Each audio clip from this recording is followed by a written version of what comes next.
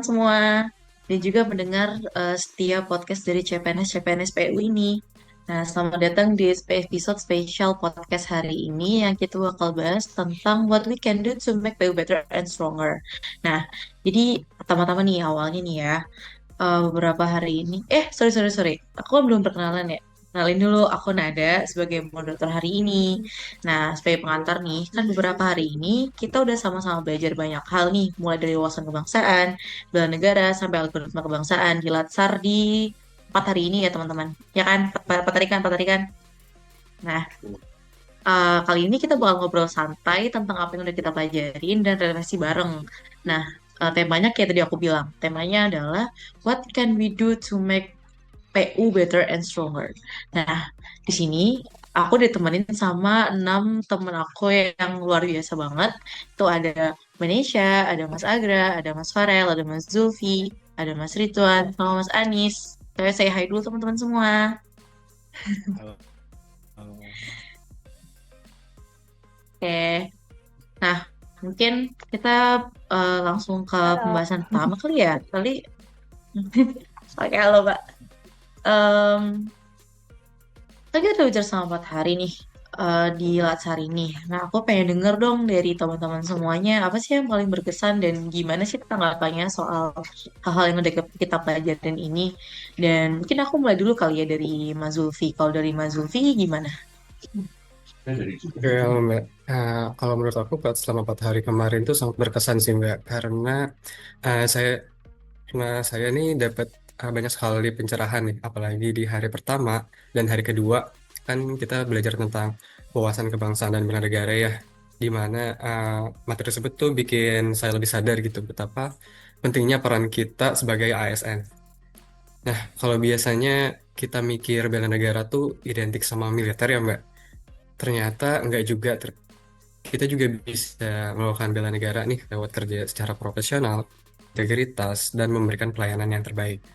Terus pas di hari ketiga juga tentang algoritma kebangsaan nih. Menurutku itu keren banget sih, karena kita dikasih pola pikir yang sistematis gimana menjaga persatuan dan menjawab tantangan bangsa. Itu menurut aku sih, Mbak. Wah, keren banget sih opininya Mas Zulfi dan aku setuju banget sih sama opini Mas Zulfi. Nah, terus kan soal tadi bahas soal gimana wawasan kebangsaan ngebuka pikiran kita nggak cuma militer juga kita juga bisa masuk apa namanya kita bisa in charge gitu ya soal wawasan kebangsaan dan bela negara juga gitu kan di ASN. Nah terus aku pengen tahu juga dong kalau ke teman-teman yang lain. Nah kali ini aku mau tahu soal dari Malaysia dong. Kalau dari Malaysia gimana? Oke, makasih Nada kesempatannya. Kalau dari aku pribadi sih, yang paling kena itu pas sesi bela negara ya. Apalagi waktu dijelasin bahwa bela negara itu soal kesadaran, bukan cuma angkat senjata. Jadi aku merasa makin punya tanggung jawab buat kerja lebih baik. Terus juga walaupun kadang dihadapkan keterbatasan. Terus algoritma kebangsaan juga membuka mata bahwa kita perlu langkah-langkah biar kebersamaan dan semangat nasionalisme kita. Dan ada aku boleh izin jump in. Jamin Nah, aja Mas. oke. Kalau aku sih setuju ya sama Kak Nisha ya. Karena menurut aku algoritma kebangsaan itu sebuah apa ya, reminder mungkin ya. Ibaratkan sebuah puzzle yang besar. Jadi kalau kita di PU itu nggak kerja secara maksimal, ada sebagian identitas bangsa tuh kayak hampa atau yang terasa kurang gitu loh. Dan tapi aku jadi juga sadar bahwa ternyata kerja kita di lapangan itu suatu bentuk bela negara yang nyata gitu loh. Oke banget nih Mas Farel. Terus kalau dari teman-teman yang lainnya ada yang mau lanjutin nggak nih kayak ngasih pendapat lain gitu?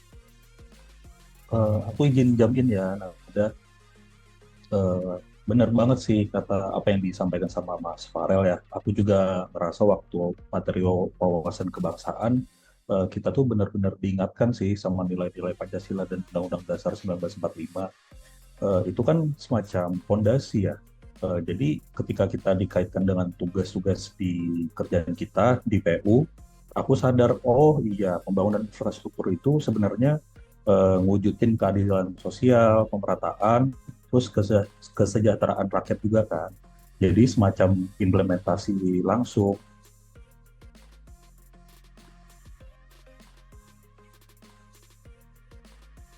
izin Kita untuk tinggal berbagi. dulu sekarang. Oke, Mas Ridwan.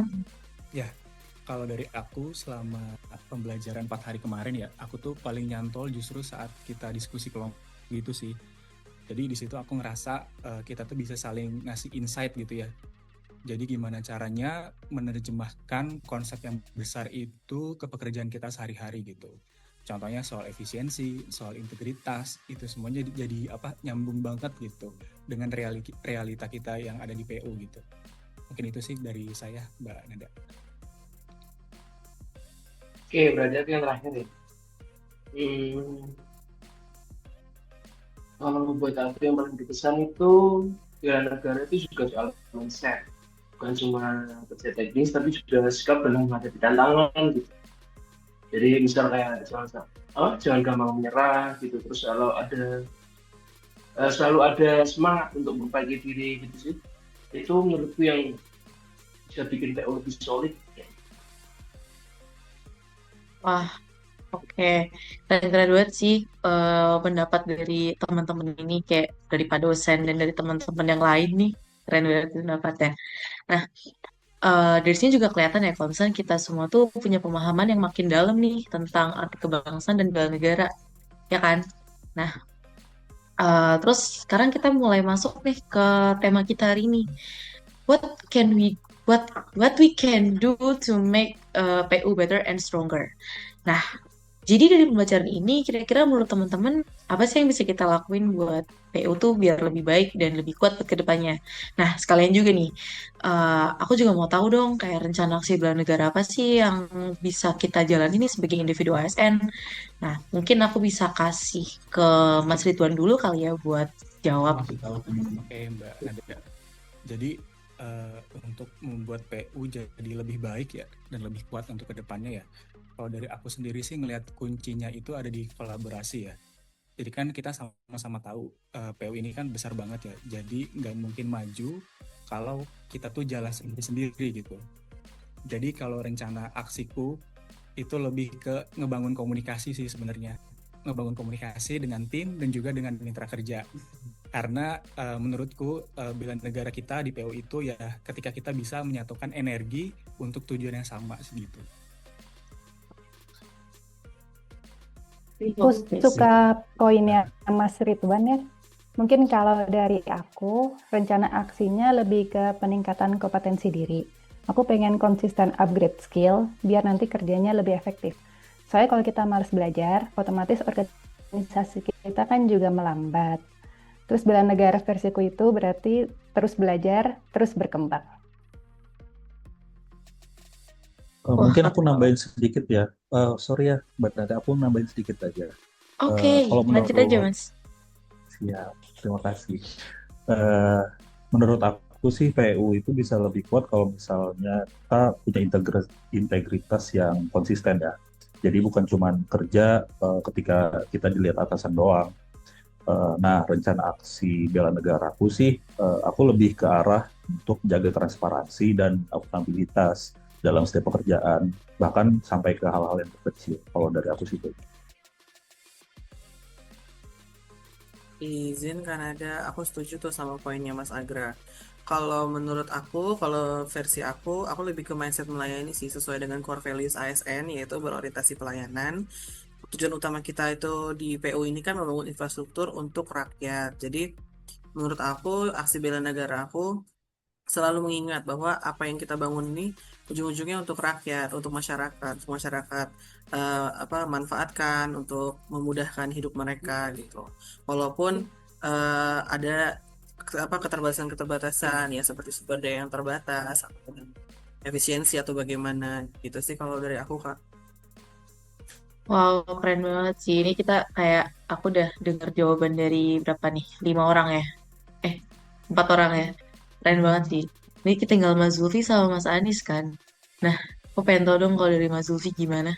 Terus nanti dilanjut sama Mas Anis langsung aja juga nggak apa-apa. Oke, Mbak. Kalau dari saya sendiri ya, eh, kalau dari saya sih lebih ke inovasi ya, Mbak. Karena PW ini kan bergerak di bidang infrastruktur ya, jadi lebih ke teknis banget ya.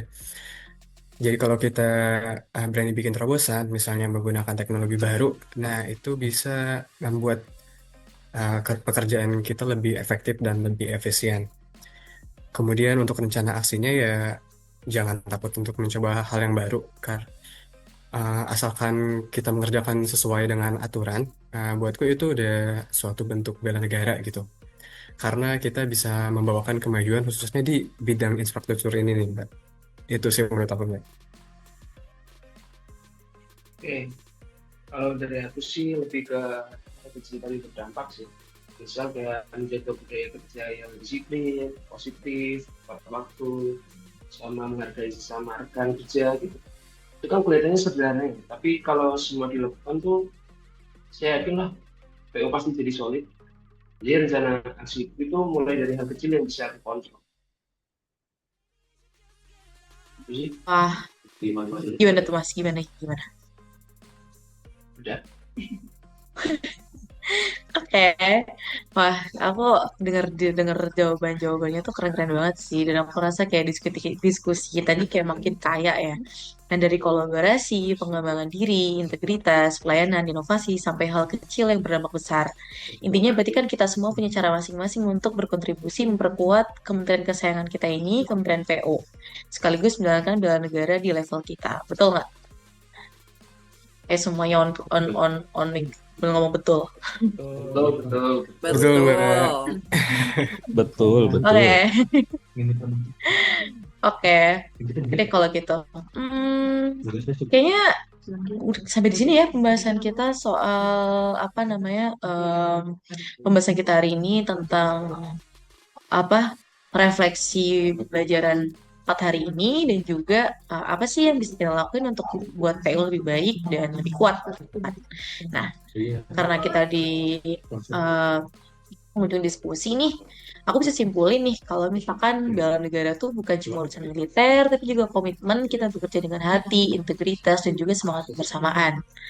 Kita semua sepakat kalau cara kita membela negara di PU adalah dengan terus berkontribusi nyata lewat infrastruktur, pelayanan, dan juga inovasi. Semoga semangat ini bisa kita jaga terus ya, sehingga kayak tugas kita hari ini, kita disuruh diminta bikin artwork bangkit PU-ku, Jalah Bangsaku, itu bisa terwujud. Nah, mungkin sekian kali ya untuk pembahasan kali ini. Makasih banget buat Mas Agra, buat Mas Farel, Mas Zulfi, Mas Ridwan, Mas Ani, sama Mbak Nesya.